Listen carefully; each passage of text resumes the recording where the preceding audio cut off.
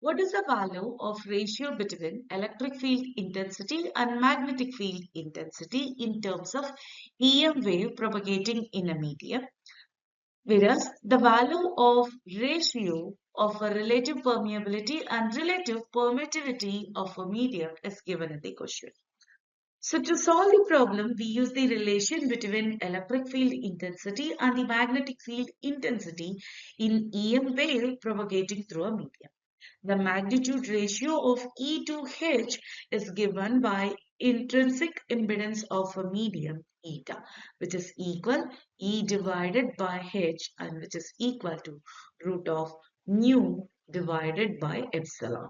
Whereas mu is representing the value of permeability of a medium, whereas epsilon is representing the permittivity of a medium.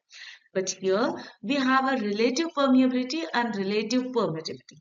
So we can rearrange this as mu is equal mu naught mu r, and it's known that epsilon is equal epsilon naught epsilon r. So we can write the impedance value is equal root of mu naught mu r times epsilon naught times epsilon r.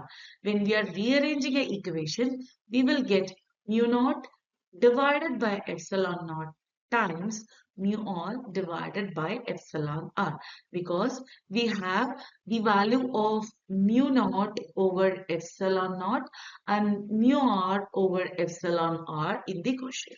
So it's given that the value of mu r over epsilon r is equal 1 over 4, whereas root of mu naught over epsilon naught is equal 125. So let us apply the values here. So it will be equal to 120 pi times root of 1 divided by 4. So it can be written as 120 pi times 1 over 2, which will be equal to 60 pi divided by 1. In terms of ratio, we can write 60 pi is to 1. So the correct answer for this question is option C.